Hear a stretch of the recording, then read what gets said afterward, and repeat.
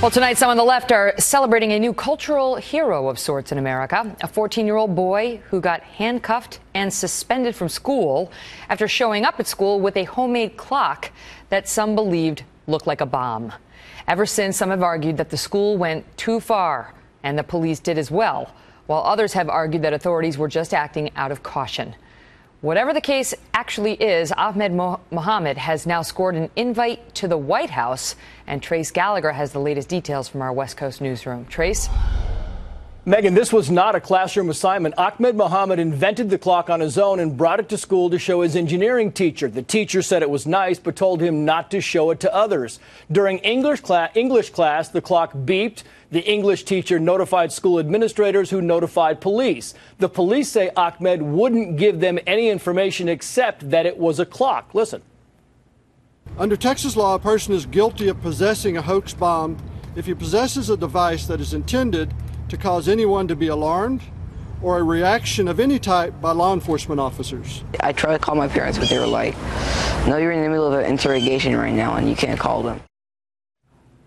Ahmed was cuffed, arrested, and suspended for 3 days. Now the school and Irving police are being villainized for overreacting, and Ahmed is being praised for his ingenuity. Facebook founder Mark Zuckerberg offered an internship for, quote, having the skill and ambition to build something cool. President Obama agreed, saying, quote, cool clock, Ahmed, want to bring it to the White House. The White House even suggested that Ahmed was the subject of prejudice. Listen. This episode is a good illustration of how pernicious stereotypes can prevent even good-hearted people who have dedicated their lives to educating young people for doing the good work that they set out to do. Hillary Clinton also indicated that stereotypes played a role here, quoting, assumptions and fear don't keep us safe, they hold us back. New Jersey Governor Chris Christie thinks the school did overreact, but that we live in extraordinarily dangerous times and people are concerned. Groups are now fighting to get Ahmed Mohamed's suspension reversed. For the record, the Baltimore 7-year-old who chewed his Pop-Tart into the shape of a gun had his suspension upheld. Megan. Trace, thank you. Joining us now, Mark Furman, former LAPD homicide detective and a Fox News contributor, and Richard Fowler, a nationally syndicated radio host.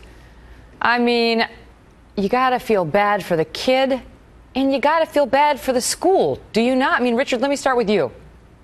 Well, I definitely feel bad for Ahmed in this particular situation. This is ingenuity at its finest, Megan. Politics aside, this is what we want from America's kids, to go home and invent alarm clocks, go home and create new innovations. This is what he's the example of what makes America great, right? And sadly, because of over-policing, because of fear, because of stereotypes, because of xenophobia that we've created in this country, he is now a victim for being really smart. Wow. And that's really bad. At the end, you really took it to a far out place because, Mark, I mean, you got to feel bad for the kid. The kid did not do anything wrong, but did the cops do anything wrong? Did the school do anything wrong?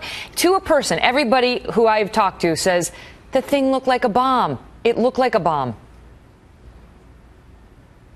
Well, certainly, Megan, there's not very many people, except for the bomb squad, that actually knows what an explosive timed device looks like. So they were erring on the side of caution. You're talking about an English teacher, and you're talking about police officers that are put in a position that they have to do something. Now, I don't feel sorry for Ahmed because he offered no explanation to the police. He wouldn't cooperate. He was passive-aggressive by explanation by all news reports. How? He's a 14-year-old kid with a cuffs on him. Are you serious? He's in primary school, Mark. I'm just imagine well, for just a second. Wait, I'd like to hear Mark's answer to it. Let's hear Mark's answer.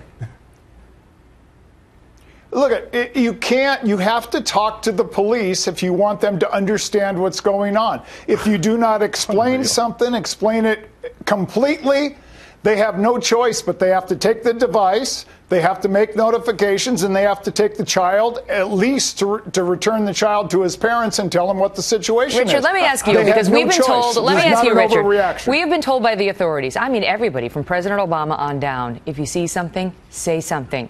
We live in dangerous times. We live in times where there are individual lone wolf, radical Islamic terrorists who do try to kill us. And you never know where they're going to pop up. If you see something, say something. So why don't these authorities get the benefit of the doubt in a situation that obviously wound up terribly, but why don't they get some benefit of the doubt? Well, there's a couple reasons for that, Megan. Mind you, I'm not a Texas resident, nor am I an authority in this particular school district. But let's just be real for a second. Take politics out of it. This is a kid who's showing ingenuity, and the schoolhouse should be a safe and welcoming environment for students. Right, not places, but let me stop you there. Not places let me stop where you there, Richard. Seventh That's graders right. and eighth graders get handcuffed. That's right, but you know that, I mean, that these schools on. are trying to make it safe for everybody. What if, God forbid, there had been a student who had been planning to do harm, and they didn't make a call because of political correctness? But it was, but here, I hear that, Megan. I hear that. But listen, when he walked in, he went to his engineering team and said, "Look, I created an alarm clock. This is so cool. And that teacher Look at what said, I've "Don't done." show that to anybody else." And that right there alone was the wrong thing. That teacher should have took him to the principal's office and got him a science He should have said certificate for being really smart. You know, the other thing and is, I think we're the part of the reason this has people so outraged is because of Pop-Tart Kid. Pop-Tart Kid has to be kicked out of the school because he chewed a Pop-Tart to look like a gun.